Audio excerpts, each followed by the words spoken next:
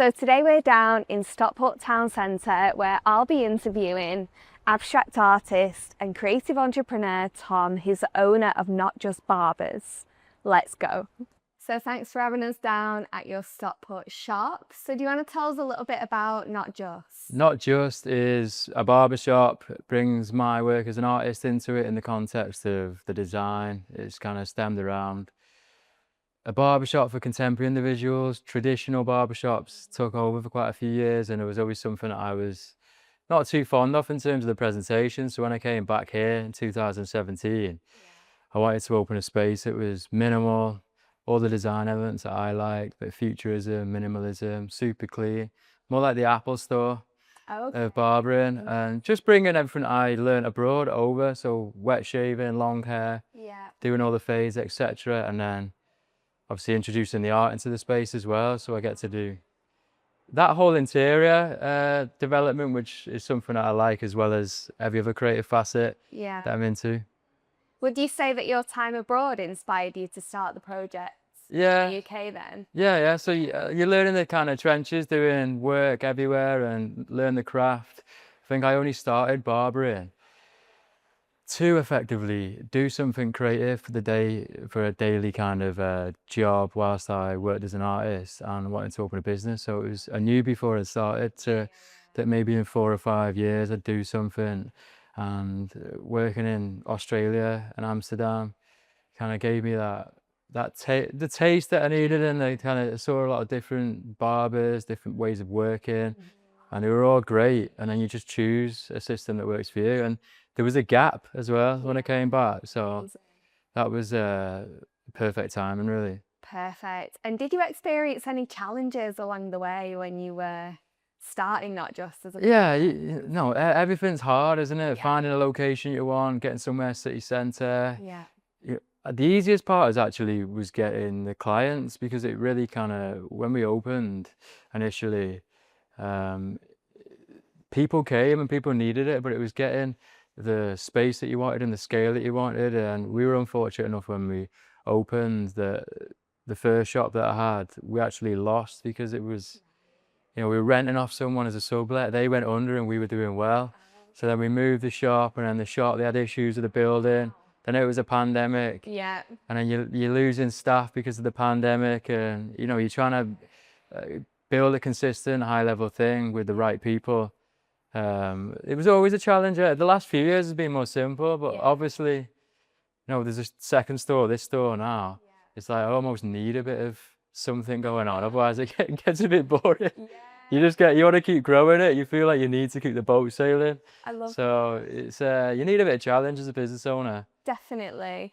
And I think from what you just shared there, it's almost like hurdle after hurdle after hurdle.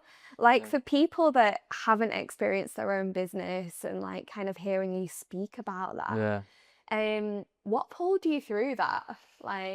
Ultimately, the scariest few years are the first two, because it's unfamiliar. You've not really learned too much about your role. You've been a barber in my sense, or the art is kind of, you just paint in the studio and it lives online. But when you're a barber, you go for just caring about your clients and your haircuts and your Instagram and your brand in that little corner, to the people and the personalities, the building, the space, people's journey, how it looks, the pricing, the marketing. And it's just a bit of a, it's a mess at the start, because you feel like you're wearing all the hats, but you get used to it and you get the cadence, and then your nervous system, once that gets used to it, it all kind of seems a little bit easier. So you just kind of, my advice would be start.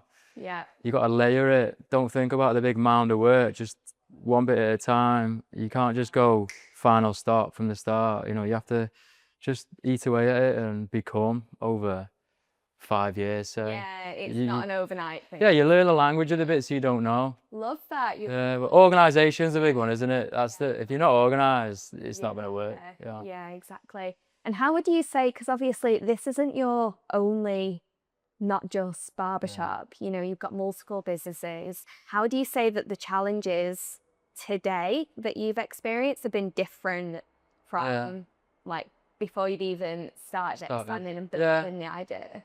Well, when you're trying to do something original, you got the 2 stores, you get to do something firstly, and what happens in any industry is you do something, people go, "Oh, that looks good," or "That's a good idea," and then you get these subsidiaries that you aren't involved in. Yeah. Maybe people copying, and then your stuff starts to feel not as authentic because it's being copied in a sense. So by doing the second store, it gave me another opportunity to build something and be fresh again.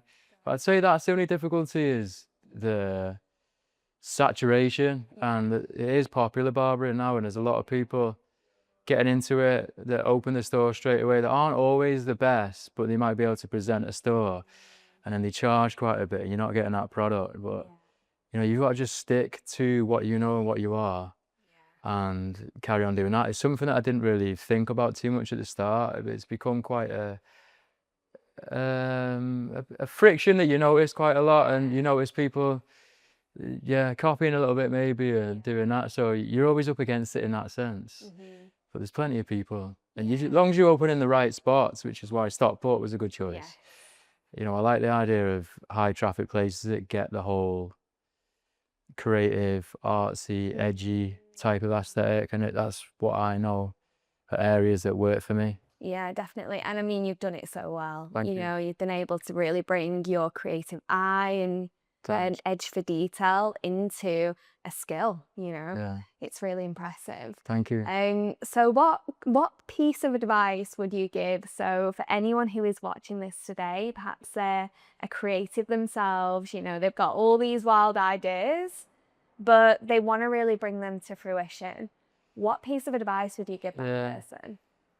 The worst thing about being creative is not doing what it is that you want to do. You know, if you find out what it is that you do, that's one level, and then that can only last so long. And if you've got that drive and that ambition to do something else, you kind of have to, otherwise it makes you quite unwell. Yes. You know, you end up sitting there comparing yourself and thinking about all the things that you're not doing, and the world becomes quite aggravating.